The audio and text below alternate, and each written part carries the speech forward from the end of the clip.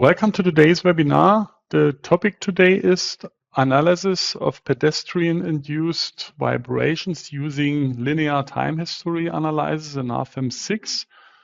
We analyze the model that you can see in the preview, the steel bridge. My name is Andreas Hörold. I'm responsible for marketing and public relations in the company Dlubal Software. For instance, the content of the website, German and English webinars, newsletters, and so on. I will be the moderator today, and I will answer your questions during the webinar. My colleague Thomas Eichner will be the presenter today. He's the main responsible person for the dynamic add-ons in Rfem 6. I show you how you can ask questions, at least for the attendees who participate the first time. At first, I switch off my camera that you can see the full screen. Just press that button with the question mark, then enter your question here, press send, and I will receive your question. The other way is to watch the entire webinar and then email your questions to info@dlubal.com. Okay, that's at the moment all from my side. I hand over to Thomas. Thomas, it's your turn. Thank you, Andreas, for the nice word. And also a hearty welcome from my side. We will just start with the content of today's webinar. So in the first step, I will give you an overview on the add-ons, on the dynamic add-ons within Rfem 6 and RSTAB 9 and all their capabilities. In the next step, we will look at our model we will investigate today. So we will also describe the loading, the system itself, as well as the planned investigation on our walking induced vibrations. In the third step, that's gonna start with the program. We will examine the vibrations with the modal analysis. So look on all of those eigenfrequencies of the system. Then we will start with the time history analysis, well, at least with the load approach for it. We will start with the load approach for walking, the theory, and how we can input this in the program. And followed by that, we will continue with the time history analysis settings, some tips for time stepping, and also the results interpretation. Depending on the left time, we will also have an outlook on further processing the results with the help of a fast Fourier transformation into the spectral domain. So let's get right into the first step, which is also like my daily work at Dlubal Software. So here are all the add-ons for the dynamic analysis. You can also click on the link to have a more detailed description. The modal analysis, we will also perform one today. It is almost needed whenever you treat civil dynamics. And so it should be known by most of you. In combination with the response spectrum analysis and the modal analysis, we always have some webinars, some seismic design webinars, which I can just recommend. The response spectrum analysis itself combines the response spectrum with the eigenfrequencies and creates a state of the system, let's say.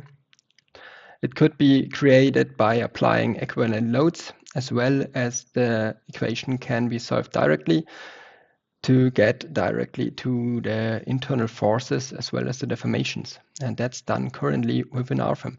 So you can just select on response spectrum and some important modes for it, or let's say 90% of the model mass you would have to select. And with that, the rest should be automatically. That means you get results, you get an envelope of results for the modal combination and the directional combination. And the final result is already automatically inserted in the seismic design situation. And that means it's just considered in the design. So I did that quite a lot, as you can imagine, and I could even do it like in 15 clicks on a model that has its, let's say, normal design completed already. So I would need about 15 to 20 clicks maximum to achieve a response spectrum analysis. So the next thing would be the nonlinear static analysis, so-called pushover analysis. That means the structure is just pushed from one side and the load is increased incrementally. With that, we can also consider nonlinearities. Therefore, it's called a nonlinear static method. And in the end, we get a force deformation curve, the capacity curve of the structure, which itself is a great tool for engineers, since you can just simplify your complex structure to just one graph. So you can compare it just like with a single degree of freedom system by yourself. And the comparison with single degree of freedom systems is also used in this pushover analysis. Currently, we have implemented the N2 method for the calculation of the performance point. That means the performance point is the point where the structure, the maximum deformation point the structure is estimated to have under the defined response spectrum, so under the defined the seismic loading. Then in the last slide here, we have also the time history analysis. And this is going to be the topic of today, so I won't go into detail right now. There's a differentiation between the linear time history and the nonlinear time history. We will look into the linear time history since it's just a simple vibration analysis and we don't include, or we don't have to take nonlinearities into account.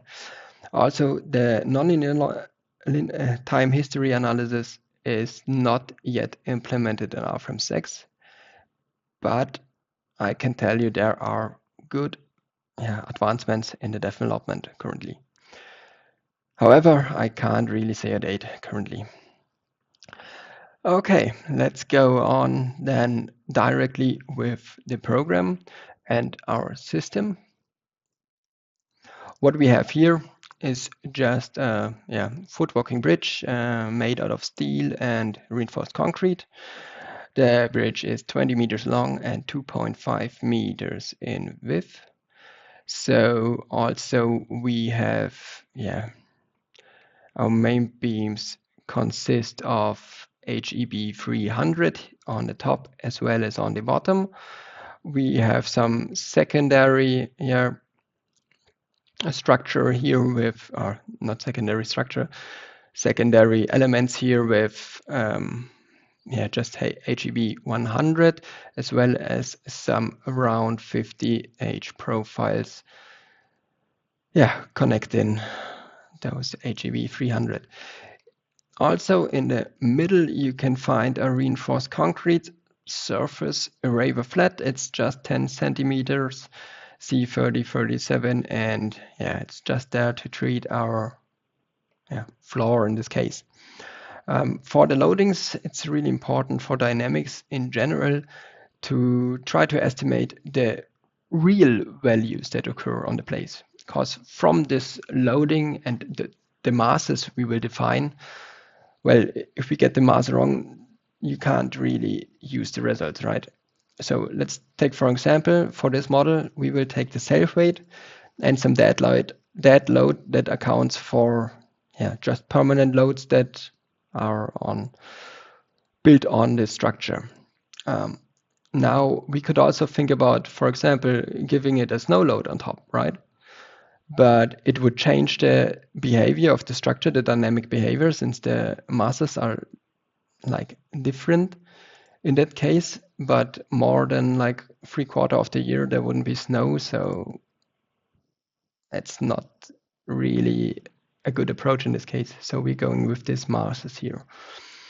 Okay, so in the first step, we will try to calculate the eigenfrequencies of the structure, which means we will have to go into our base settings of the program. With the base settings, we can go into the add-ons, and all about those dynamic analysis add-ons are within here. You can see the modal analysis, response spectrum analysis, time history, and so on. And in addition, we have also a special solution add-on that's at least a honorable mention. It's the building model. The building model can simplify you like an 8-story reinforced concrete building by using rigid diaphragms into an 8 degree of mass system. So it can help you simplify a system to be able to interpret the results more easy. So we will start with the modal analysis right here. I'm gonna activate it, and we're just gonna go through it quite fast. We're just gonna create this new load case here from type modal analysis. We will create a modal analysis settings, and now we will go for 20 eigenmodes. We will go for full consistent mass matrix, no neglection, only loads in Z direction. So quite standard settings here. There are more explanations on that in our seismic webinar, so feel free to watch that as well. Okay, with that done, we also picked for our masses our only existing other load case. So that's quite easy in this case. And we can just go into the calculation. So that should be quite fast. I think about 5 seconds. That's it. Okay, and then we can investigate on our eigenfrequencies right now. So the first one, well, let's first think about what we're gonna investigate here. So what we're gonna investigate, we wanna have the walking induced vibrations. That means we will apply a foot walker in the middle here, and he's gonna walk over time over the whole bridge. That means we have a vertical loading here, like 2 times, 1 time for the right foot, 1 times for the left foot, and so on. That also means that, for example, this eigenform does not move in any way in the direction of our loading. So it won't have really an impact on our solution here. That means that eigenform is just not important for us. Let's look into our second one, and that's where, well, it changes. Now we have vertical deformation of the structure, and it's in the same direction as our loading. That means this will be a quite dominant eigenfrequency for our results later on. And let's also see, this is now our smallest relevant frequency with 4.75 Hertz.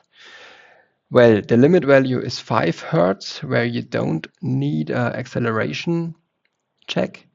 In this case, we are below this 5 Hertz. That means we need this acceleration check. And that's why we need to perform this time history analysis in the following. So let's also look into some tips how to find like relevant frequencies. Maybe you know it from the seismic webinar already. We have also those effective masses here available.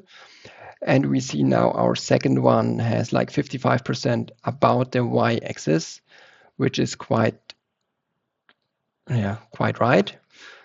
And with that, we know this loading is of importance. So around the y-axis is important for us. So like everything that has something in here in this column, the next thing, of course, would be the Z direction, which is this column. And there we see, for example, the 8 mode has also like a deformation in the direction of our loading. And here, just another tip, it's not that simple as in the earthquake analysis, where you have like the masses all existing and the masses creating the load. Here you have another load, and only eigenforms that depict in that direction of the load are of importance. Let's also assume, for an example, in this case, we have a walker that walks over that bridge, but we try to perform the analysis by simplifying it and putting him just on the middle load. Well, then the results could also be not so trustworthy, in my opinion, since let's look at the second eigenform. We have no impact of this eigenform for a loading in the middle, and also with the biggest eigenform of the z direction, we also have no impact on it on this middle form. So that's something, well, you could almost also put the loading on the support, right? Not exactly, but like for simplification. So here I would recommend really to investigate your own loading and your first frequencies. Okay, then we can go into our frequency investigation further. We will need our dominant frequencies. That means we have this one with 4.751 Hertz and this one with 11.271 Hertz. And those two values I will keep in my head, since I will use them later on for the definition of damping. Okay? Okay, let's go on with the theory. Now we will try to apply our footwalker forces on the structure. And we have it right here. That's the vertical loading of the walking. It's referenced to a German literature, Bachmann, 1988. It's the original text. There are also newer texts from 2004, but he references a lot to this 1988 version. However, there are a dozen of different possibilities, or let's say literatures, to define the time function for a footstep. So this is just an example, but you could use whatever function you like for the definition. But we will go with this one. So let's go into this function for a second. We will only think about the descriptions below first. What we have here is he gives us a step length of 0.6 to 1.0 meters.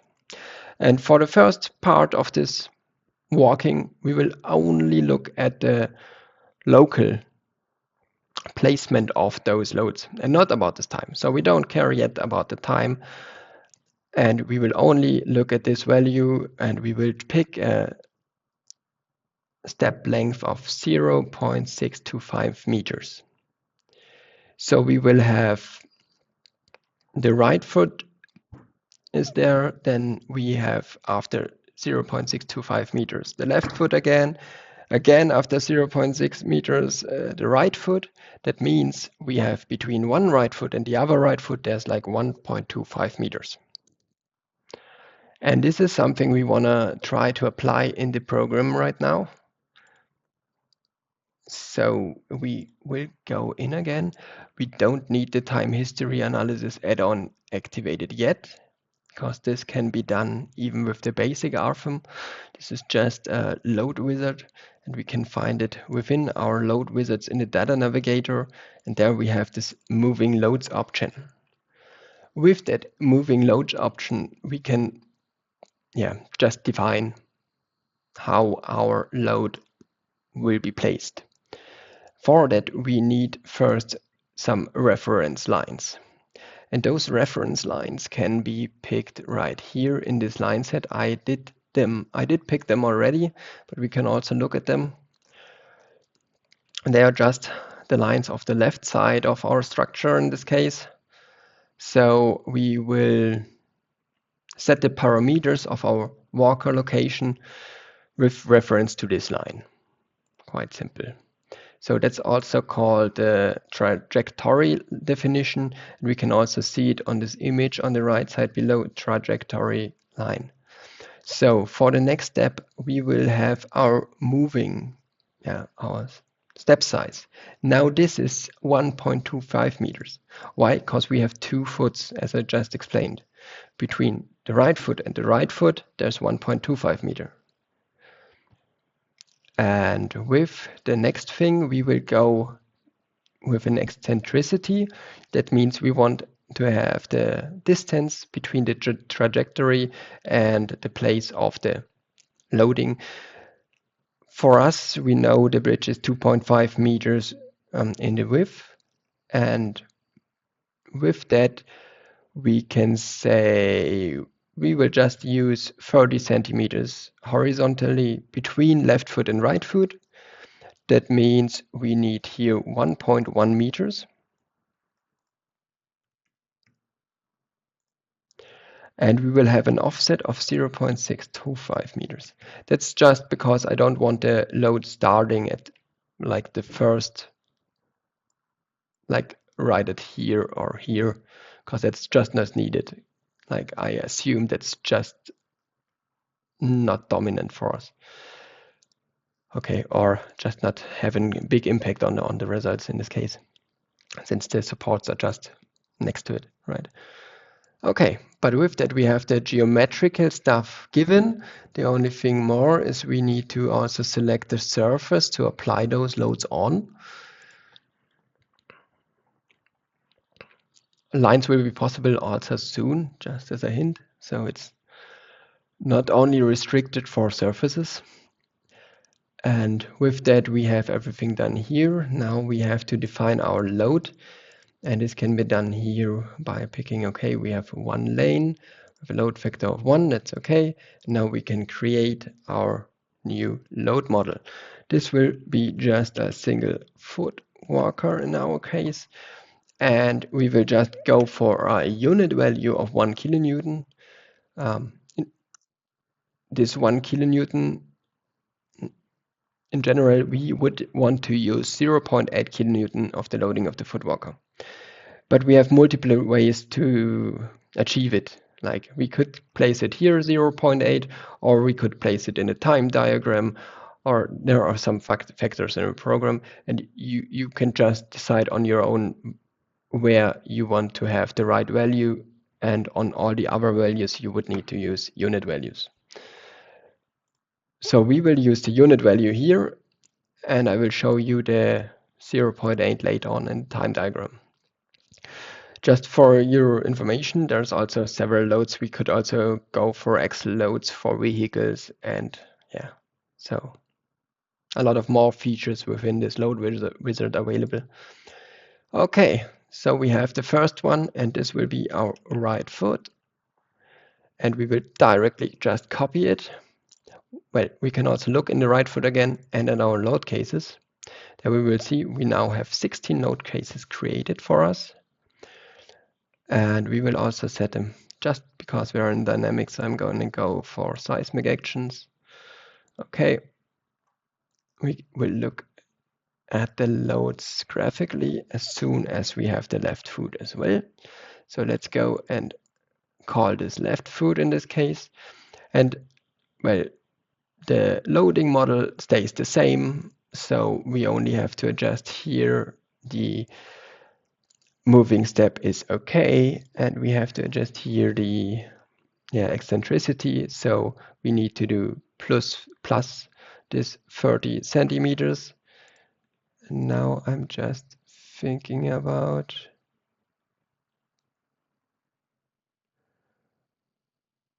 I think I did something off here with this value. No, that's quite okay. Okay, 1.1 meters, then 30 centimeters. Okay, so we will need 1.4. Okay, that's okay. 1.4 meters right here for this eccentricity.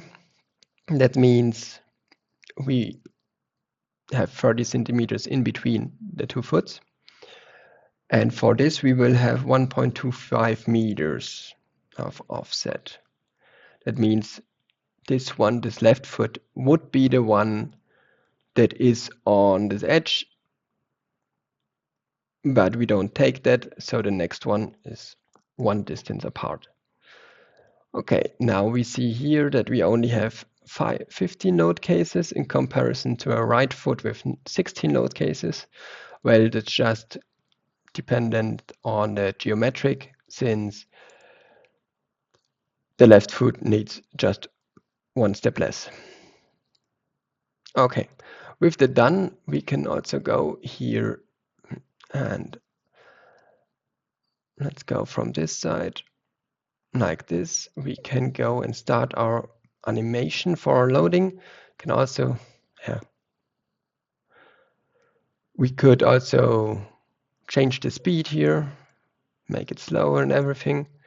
But yeah, that's our loading. We also see our trajectory, well, our lane lines here. So we will have this foot walker in the middle, and he will just walk straight up this bridge. Okay. So now we have the locations of the loading, and now we need to take care of the time of the loading. When will it appear, and how long will it appear? For that, we will go into our equation again. And for those who already know it, this here is a Fourier series with 3 harmonics. We have here our step frequency, Fs. We will pick it as 2 Hertz. This rest here is just a transformation into angular frequency and a Fourier coefficient, or it's like the weighting coefficient.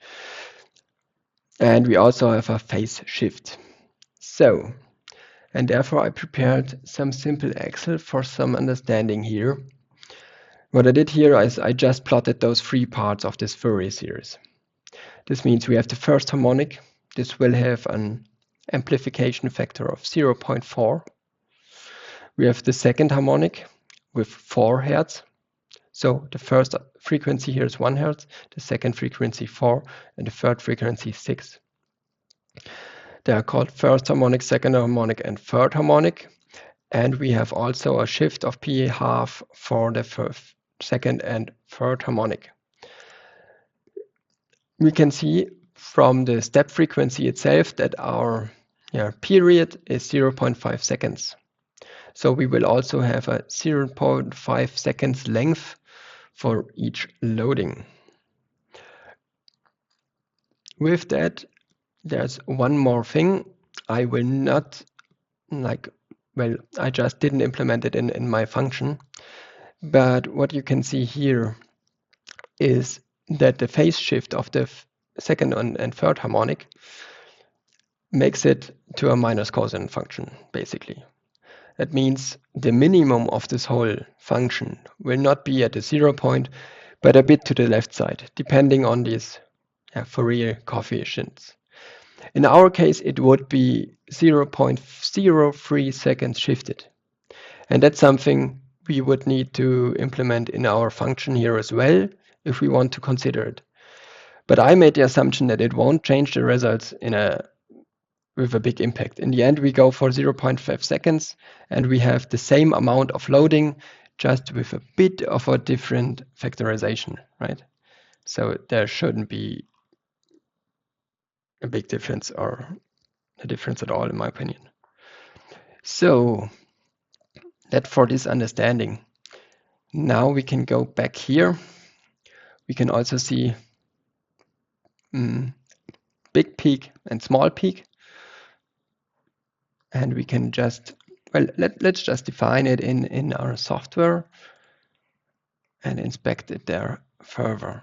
So at first, we will activate our response spectrum analysis. And with that, I meant, of course, the time history analysis. So we will activate our time history analysis. And, well, as a hint for it, you can find also our dynamic loads on the left side on the data navigator. And we could just change time diagrams really fast by just accessing them with the data navigator. It's, in my opinion, the fastest way currently. However, we will go with the ones in our settings, in our load cases and settings. And yes, so we will start here. First, just some general information. We can create time history analysis in load cases. That said, we can create, let's say, the time diagram one, where we would select a time diagram, and all the loading that is defined within this one single load case will be modified with that time diagram. However, we have like, I think, 31 loads on load cases, and that means we will have to go with the load combination variant, where we can assign multiple load cases and time diagrams. Okay, so for the next thing here, what we also can do is we can select the time history analysis of accelerograms. The good thing, we don't have to take care of the placement of the loading, because it's just prescribed by ground motion and supports in this case. And with that, we have just a possibility to create accelegrams either with the table, or we can also, of course, take our really quite big accelerogram library here. Just quite easy. Just pick the one you would estimate, and then you could investigate on the behavior of the structure under this accelerogram. Okay, but that's not the thing we need today. So I will delete this one load case again, and we will go into our load cases. In our load cases, we will create a new one that is called time history analysis. This one, we will ignore this first page for a few minutes and go directly into our assignment sheet. So we don't have something to do with the time history theory yet. We still are just in our loading. So we did our placement of our loadings, but now we will also have to apply the time. So we will have to apply this function according to Bachmann. And with that said, what we want to do is we want to apply all of our load cases right here. Now we see we have all the 16 right steps and all the 15 left steps here, and we can assign them like a time diagram right here. With that, we will go for a new time diagram, and I will just copy paste my function in here, since that's a lot of typing in this case. And there it is. And this here must be away, and this here must be small. This here can be n. Okay, so, and there it is. What we have here now, we also multiplied it with the number of our footwalkers. We multiplied it with our factor g, and we took the function with the Fourier series in it according to Bachmann. What we now see here is we have a factor of 2000, so there seems something wrong. And that's within the used global parameters here. So I used n, I used g, and I used fs. And now let's look at them. Since I predefined g with 0.8 kilonewton, but this is just a function, so it's dimensionless, the program will automatically calculate functions within SE units, which means this is like an 800 in this function here. It means we will have to divide it by 1000. Then we also selected the number of footwalkers, which is 4, and the step frequency of 2. That means if we want to change the step frequency in the end and just press calculate again and have the results for it, that is possible with this global parameters quite easily. Okay, So let's go first for this G adjustment, and then I will explain you something about our number of walkers. This divided by 1000. T max is 0.5 since our length, our period was 0.5 seconds. There it is, big peak, small peak. And we have a maximum factor of 2.5. Mainly because of this dependence on the number of walkers. And so it would be between 0.8 and 1.6, I think. Okay, but with that the function is defined. Now let's look into our walking theory again. Just as a hint, there's multiple functions for that available. Also for horizontal loading, where just like the influence is quite lower. And also the frequencies are kind of split by half for it. And there are also functions for jumping or running. For jumping and running, there's one more benefit, and that's that there are time intervals where no loading is on the structure, because no foot like touches the structure. Okay, let's go for the amount of persons.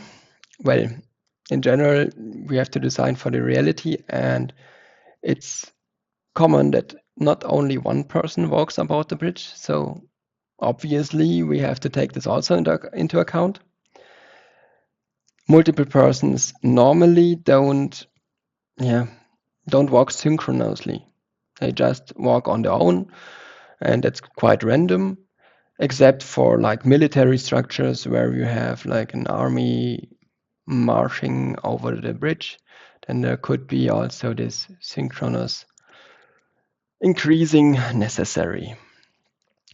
For this today, we will consider the change in location.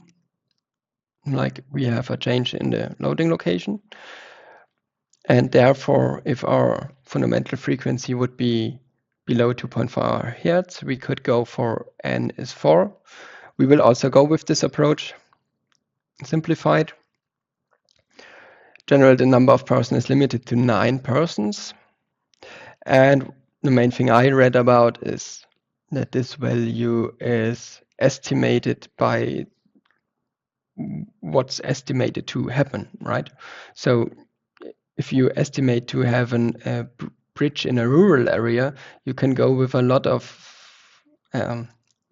with quite less persons than if you compare a bridge in New York or something. So that's something you just have to take into account here. And there's also a simplification if you neglect the change in location. So if you have just one load on a location, but that's quite hard, I would say. For our structure, it's 50 square meters, and it says 0.5 persons per square meter. This would result in 25 persons. So if we would insert 25 into our formula, we would have quite a high loading factor here. And that's not quite good. But what I would do in our case, I saw that the second eigenform is also like a second eigenform. That means it has two waves in this case, or two bowls. And that's why I also inserted this factor 0.5, because I think it's okay to just consider half of the bridge with that dominant eigenfrequency. Okay, then we can go into the program again. Let's go here. And well, yes, that's where the n comes from, right here. So quite good. Now we have selected one time diagram only. We will select it for all of our time functions. And now that's the great benefit in comparison to Rfem 5. One more thing here is we need to also apply our time stepping or time slip. And this exactly time slip is new within Rfem 6, that we can define it directly in this table. Now I will just go. The first right foot is at 0 seconds. Then we have the second right foot 1 second.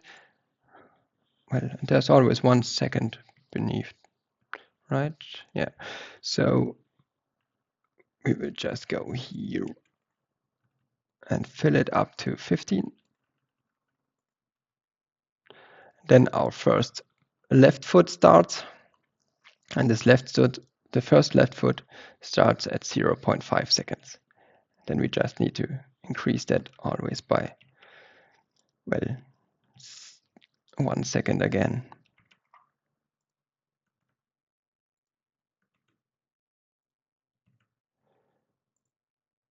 You could also, of course, use, for example, a table program like Excel right here to just fill them up and copy paste them right here. You could also use the syntax input here on the bottom side, where you could also just, it's quite understandable how it's built up here.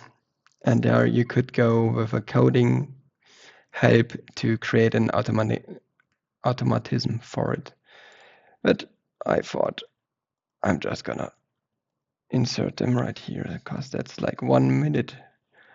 That's not that hard. So we have that here, and now I'm gonna show you what the difference is to Rfem 5. I did this calculation also analogously to Rfem 5 within here. And with that, we see in Rfem 5, it was needed to create one time diagram for each loading. That means we also had to create 33 time diagrams in that case. And we had to adjust every time diagram, this value and this value. So that took like 15 to 20 minutes. And if you did it the first time, even longer. And if you did a mistake, oh, that's not good because it's difficult to find. So with that said, this is really a great benefit within our Rfem 6 right now with this time slipped option right here. Because as you can see, we're done already. We're done already with the assignments. Now we only have to take care on our analysis itself. I'm just gonna go here and go for the linear analysis. So now we can go on. We have two time history analysis settings, right? One is the linear model one, and the second one would be the linear implicit one.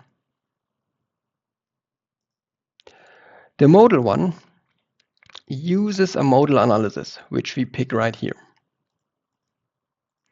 And it also takes all this information, consider initial states, structure modification, and the masses. It just extracts them from the modal analysis. So the setting making is really simpler, but on the other hand, you had to create a model analysis beforehand. So you did that kind of before already. Now we can go in and look at the next benefit of this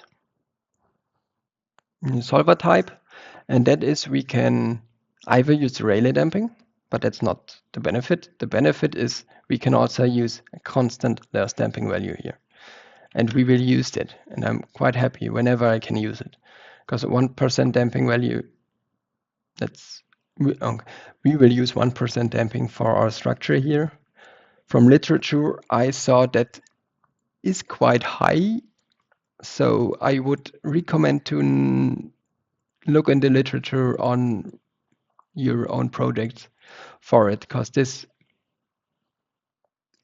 I think it's about a factor 2, at least too high. But okay, let's go here now. We did the damping. Now we can take care of our time stepping. But before we take care of our time stepping, I will also introduce you the linear implicit Newmark variant. With that, we have to make the settings for masses again, since we don't use a modal analysis in this case. And the sad thing, or the thing that sometimes occurs in some problems, is we have to use our Rayleigh damping, so our stiffness and mass dependent damping. We can use two frequencies to calculate those dampings. So we will go also here with 0.01 and here with 0.01. And then we will select our frequencies. And that's why I said I did, just think about taking them right in the modal analysis. And our first dominant vote was the 4.751 Hertz, and our other one was 11.271 Hertz. There it is. So now let's talk about this damping approach for a minute, since I see a lot of confusion on it. This damping approach is something called mass and stiffness dependent damping. Mass dependent means the alpha value just kind of is a factor for the mass matrix. And the beta value is just a factor for the stiffness matrix. And in this way, the damping matrix can be described as a multiplication of those damping matrices. And with that said, for the alpha vector, what it does is it shapes a frequency that starts at infinity. So the asymptote here would be this y-axis, and the asymptote on x-axis is the x-axis. The beta value, what it does is also adds an additional asymptote beginning from the 0 point, from the origin, and with a slope that is defined right here. So as soon as you enter beta damping, and you would have like an infinity frequency, this infinity frequency would have an infinite damping kind of. And that can lead to problems, at least in non-linear time history. What you want to do in general is the frequencies you estimate to have impact on your results should be in between this frequency range. If it's like 10% off or something, that shouldn't be big of a problem.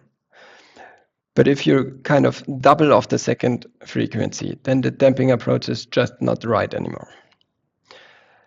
And one hint for at least non-linear time history convergence, if you had contact with that analysis already and you didn't get your analysis to converge, just try setting this beta value to 0.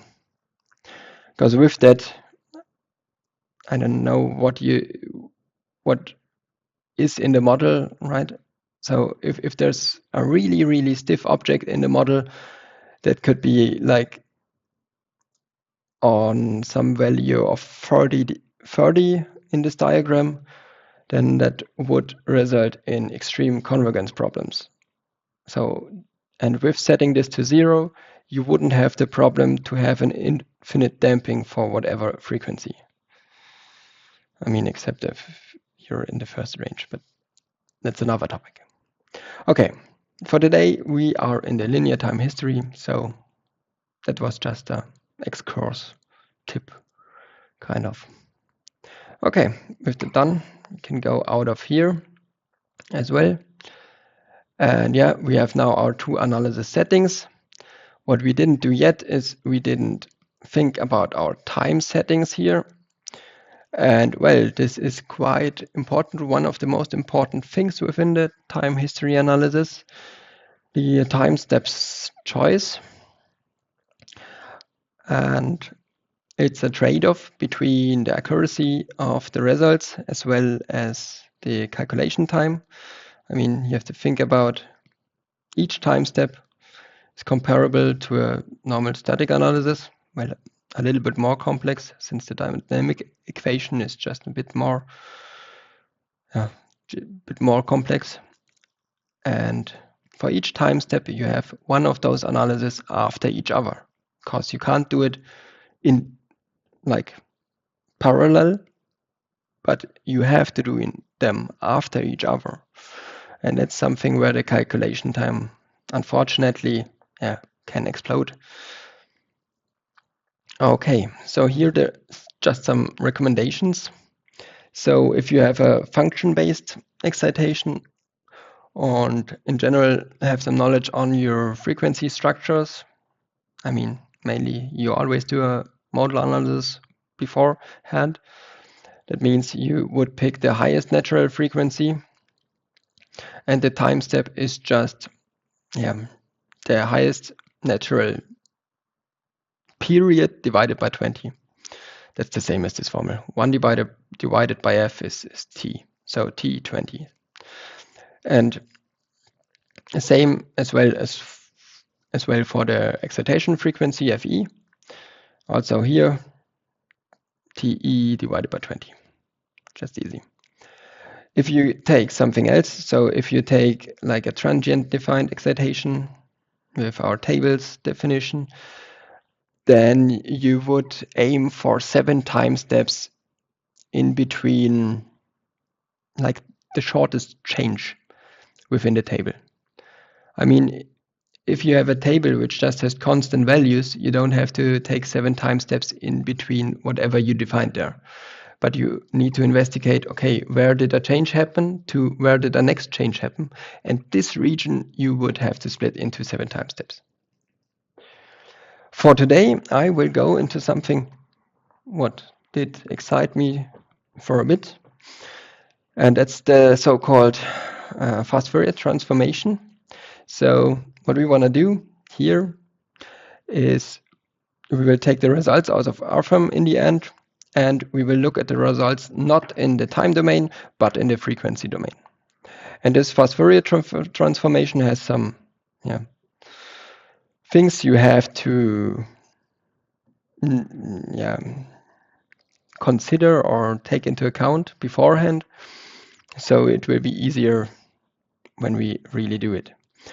And with that said, here's just for an example the finished fast Fourier transformation with our model results in the frequency format. And here, this Excel sheet will also be sent to you. With this on the right side, the left side, we don't care about the left side. That's something we will achieve later on. We will care about the right side. And what I defined here is just my min and max frequencies. And then there's this rule that we need to input values which have the amount of 2 with n above. That means, like, we need, for example, if we have n is 10, we need 1024 input values. And with the frequency, we can also calculate our time step size in this case. You can find the formulas in the Excel sheet itself then. And with that, I defined just we will take a 0.015 second time step. Oh, I'm sorry, I will go a bit closer here. So we will go with this 0.015 seconds time step, and we don't care about like initial swings or the first few seconds, since they could they always have some strange results, I would say. But we will just ignore this, and we will take this into account anyway. So what we do here is, without the transient time, we have a maximum time of 15.345 seconds. This will lead us to a frequency range of 0 to 66 Hertz. And if you know something about this depiction, then that means we can investigate 0 Hertz to 33 Hertz with this analysis, with these settings. Which means that helps us kind of. We know with that 33 Hertz is our maximum frequency that is investigated. That means if we have some natural frequency of 50 Hertz, then we made some wrong assumptions here. Then we would need to readjust our time stepping. But okay, let's go with that into the program and just set this time step. So this is 15.345 and this is 0.015.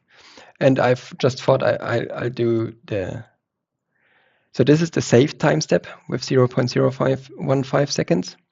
This is what produces our data. And this is our accuracy time step. That's used for the calculation. So all of these time steps with this combination, we have a calculated time step of 0.005 seconds, but only every third time step is saved. That's something just since every time step has quite a lot of results. We need this, well, it is needed to reduce the data size. Like 20 gigabyte models can happen in this analysis quite easily. So that's really a point here. Okay, we will do the same with this second one. 15.345, 0.015, and 3. And just as a hint, if we just copy this analysis and would change it here to linear model, it would be faster. Just an efficiency tip. Okay, with that done, we are here okay. And we can click on calculate. And while it's calculating, I can go on the difference of those two analyses again. Let's cancel it again. I did forget somehow one of those. Yeah, I just didn't do it. Okay, let's call this first load combination linear modal analysis. And then I did forget to apply a second load combination and apply the Newmark analysis settings for it. Exactly. So here, as we see, we have to define the masses, a mass case in this case, and not a modal case. And we have access to our structure modifications as well as our initial states, final state type, and stiffness type. So also that's a benefit here, because in the linear model or in the modal analysis, we can't use the final state, initial state, final state one. Okay, with that done, now we can go into calculation.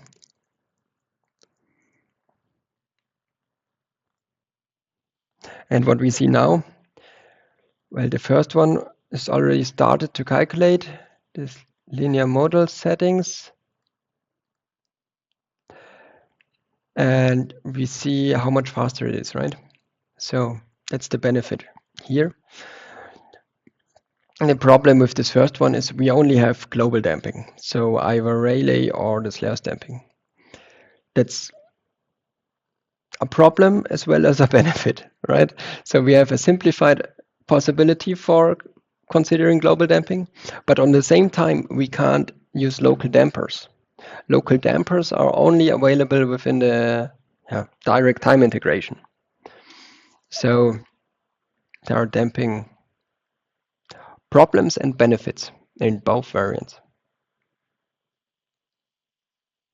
Okay, let's see. I know it's gonna calculate like 115 or something, but I just wanna go on. So I prepared the results as well.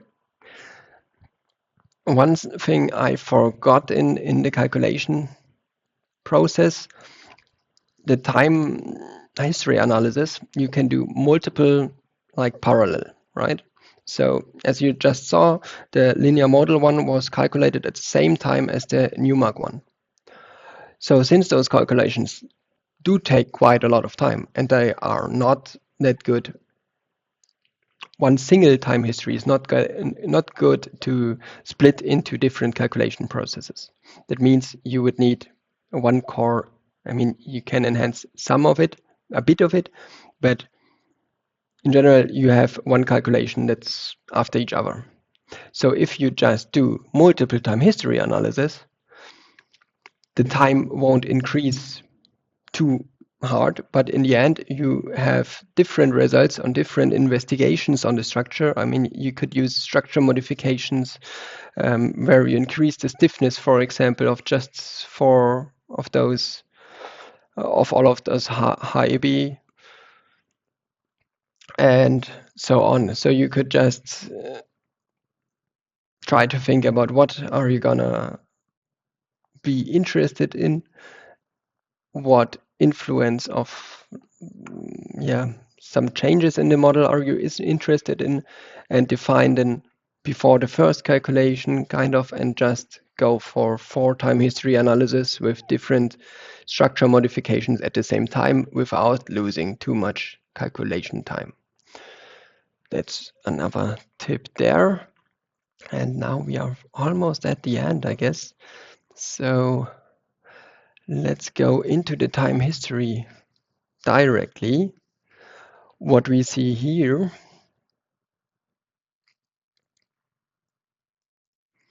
is, on the one hand, we see our loading also. That's quite nice. See, our loading steps are also here. And within the time history analysis, we have access to like every result on the members or on the surfaces. So that's right here, as well as all the graphical results. But as soon as you are interested in time-dependent or results over time, you would go into our calculation diagrams. And with that said, I already prepared some just for your information. As the node 94, I picked this one here. So it's in the middle of the left side of this bridge. And that's the point we will observe right now. Let's go for the deformation. So with this time diagram, we're going to select the time history analysis. Time is preset. We will have to select what we want to investigate, the direction, and of course the node. I did this already for the deformations, the velocities, as well as for the accelerations right here. And now we can look at our amplitudes.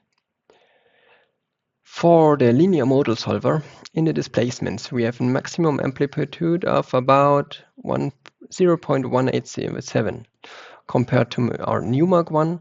Well, that's quite higher. That's like 0.5, almost higher. So I would say this is not exact enough, this first linear Newmark analysis.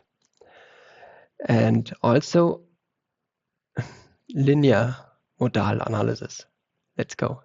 CO2, that's our linear Newmark analysis. So that's our more precise analysis. And with that, we also see here this big peak and small peak that we had in our time function. This leads to my assumption that within this graph, there would be our excitation frequencies, 2, 4, and 6 Hertz. Okay, that's just my first assumption. And then we can also go for our accelerations right now. And for that, we need to jump one time to the PowerPoint again. There are some limit values given for the acceleration for this check. Bachmann has one recommendation of 8% G, which means 0.8 meter per second squared. The Eurocode is a bit stricter with 0.7 meter per second squared. but let's just remember 0.7 to 0.8. That's our limit. And yeah, now we are in our CO1, so the linear model, and we see a value of 0.018. Now we could think, perfect, we have our check fulfilled, that's great. But also let's look at our more exact solver in this case. There we see our RMS value, so our acceleration in average is 0.073. So there's a big discrepancy between those two solvers, right?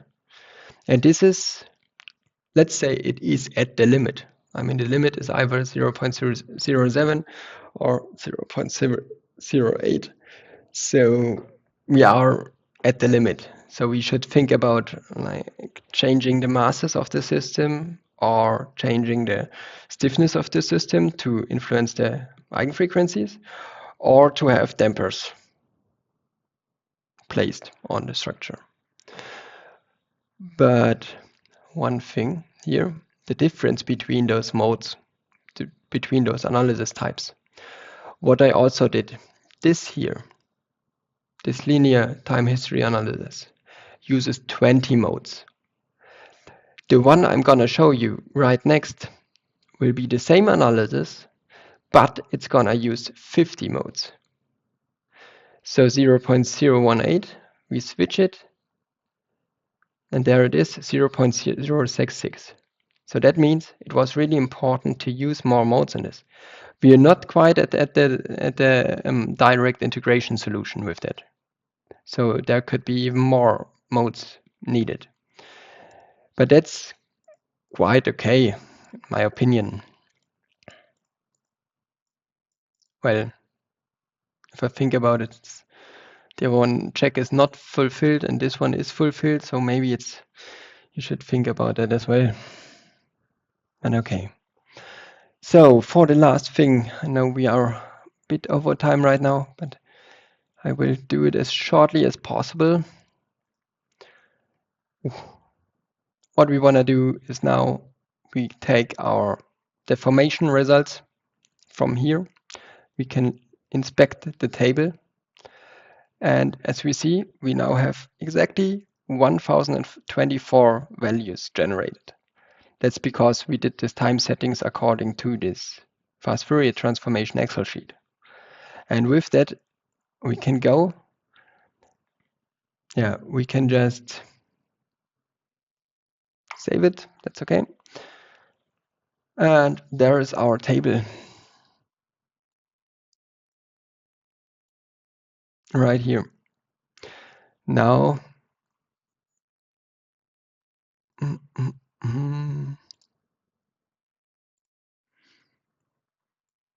I will try to do this quite fast. The Excel sheet with the fast Fourier transformation you will also get. What I do is I do copy from one existing file every column from E to the end, or not to the end, just what's filled here, like this. Then we will delete, we have to, unfortunately, we have to delete all those results, that existing results, as well as this one value. And now, I mean, it's everything explained somehow in German here, but I also added the links here on top where it's just, described in English as well. And also, it's quite important to use this link because you have to, make this data analysis available within your settings. And with this data analysis, we can jump into our Fourier analysis. And we can depict our values here. So for the input, I did take our UZ values. And for the output, I just picked the one on the right side. And also this Excel table, what it also helps, it gives you, as you can see, D3 to D1026. I got those values here as well. Oh, now I changed something. That's not good. Now for D3, what? D3. Okay, then I did. Okay, we need a double point as well. Done. Fourier is done. Now we can take those 3 that I left from the previous slide, just move it to the bottom. And then we can go back up again in those 2 columns. Input diagram, just one diagram you like. And there it is. We have our results in the frequency domain. So, I mean, it's really done fast, in my opinion. I mean, this was 2 minutes, I guess, and we are in the frequency domain. So what we can see here now, we have the first point. I have quite some understanding issues there. So I can't really explain this first point in this case. But what I can explain is, for example, the second point, which is just the first harmonic, the second harmonic, and the third harmonic. So that fits the assumption that we had when we inspected our small peak, big peak deformation time diagram. Okay, I did the same also for the acceleration as well as for the velocities. But to be honest, I'm not that. I can't explain them correctly. So I think some of you could explain it way better than me. Okay, so here we have, that's it. So with that, we can go back into our PowerPoint for a second.